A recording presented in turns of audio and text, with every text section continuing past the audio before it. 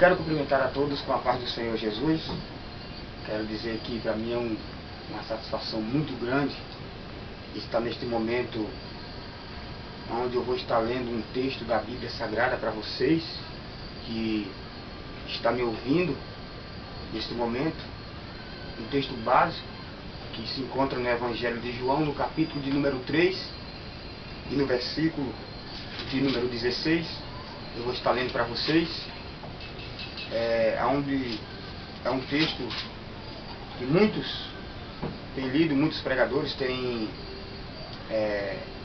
apregoado a palavra de Deus em cima desse texto, que é um texto de salvação para aqueles que estão perdidos no mundo. Então eu quero estar lendo neste momento para vocês. Então você já conhece o texto de cor salteado, mas eu vou estar lendo porque a Bíblia diz que a palavra de Deus ela se renova a cada manhã. E diz assim a palavra do Senhor: porque Deus amou o mundo de tal maneira que deu o seu Filho unigênito, para que todo aquele que nele crê não pereça, mas tenha a vida eterna. Meus amados irmãos, esse texto que nós lemos, ele é um texto, como eu já falei bem no começo, um texto de salvação para aqueles que estão perdidos, para aqueles que estão desanimados, sem esperança na vida. Talvez você que me ouve nesse momento e está passando por uma situação muito difícil na tua vida, na tua casa, na tua vida financeira, sentimental, e você acha que tudo para você dá errado, que você não tem mais esperança para sobreviver, que você acha que tudo é impossível. Irmão, eu quero dizer para você, no Evangelho de Lucas, no capítulo de número 1, no versículo de número 37, Deus está dizendo, ou seja, um anjo está anunciando a Maria, falando por boca de Deus, que para Deus nada é impossível. Quando o anjo está falando isso para Maria, que foi a mãe de Jesus, que ele tinha anunciado a ela o nascimento de Jesus Cristo, onde ela colocaria o seu nome de Jesus, que tem base no texto que nós lemos.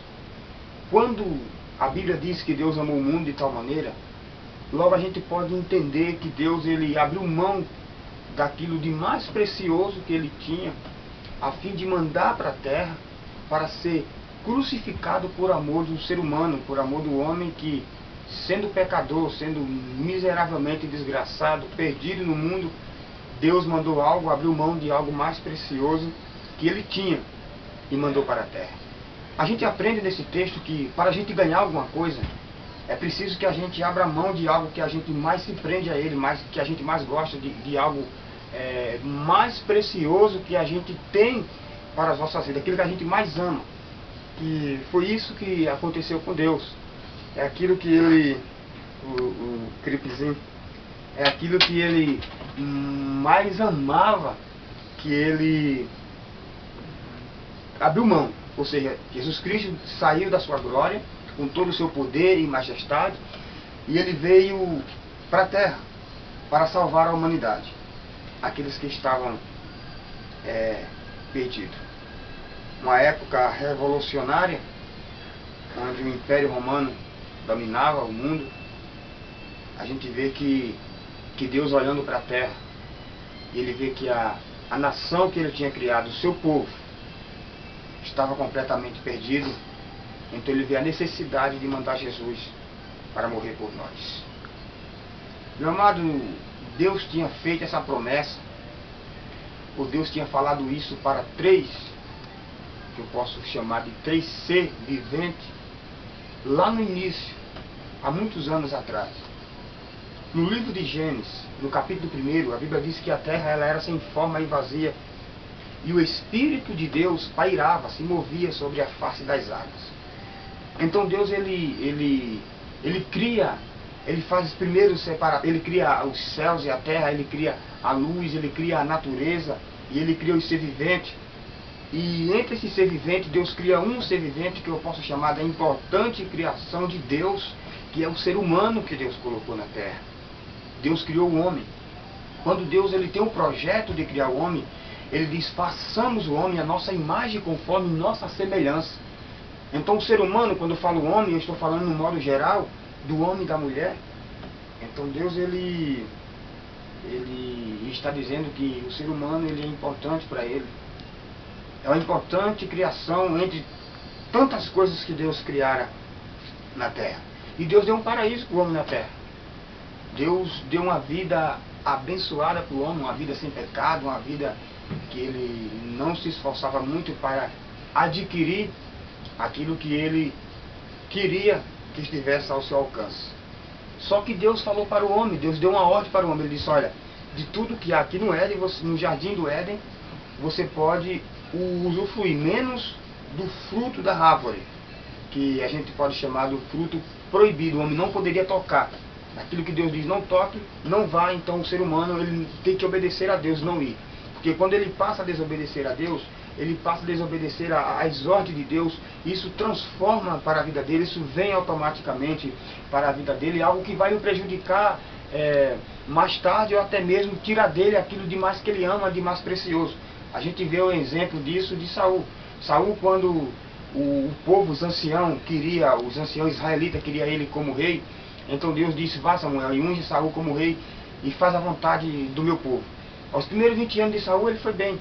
Quando Deus dá a ordem para ele destruir todos os amalequitas, um povo, uma nação que tinha prejudicado a Israel no passado, que Saul foi e que acabou desobedecendo a Deus, Deus tirou dele o reinado. Então ele começou a colher aquilo que ele tinha plantado, ele começou a pagar com o preço da desobediência. Então quando o homem desobedece, automaticamente ele paga um alto preço.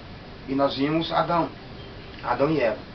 Eles desobedeceram a Deus, comeram do fruto que Deus disse não coma, eles acabaram sendo expulsos do Éden, eles sendo expulsos do jardim do Éden, tendo que agora batalhar, tendo que trabalhar com as suas próprias mãos para poder sobreviver. Então a gente vê que Deus ele chamou o homem, a mulher e a serpente, e ele falou para o homem: olha, com o suor do seu rosto você vai batalhar, você vai trabalhar, você vai comer. A mulher com dor terá filhos, e a serpente, da semente da mulher, nascerá um que esmagará a sua cabeça. Quando Deus está dizendo, e este esmagará a tua cabeça, no original hebraico Deus está dizendo, ele esmagará a tua cabeça, apenas você ferirá o seu calcanhar. Quando o diabo ele ouve isso, logo Eva engravidou, e vem os seus filhos, vem Caim, vem Abel, e ele começou a se preocupar e começou a lembrar do que Deus tinha falado para ele.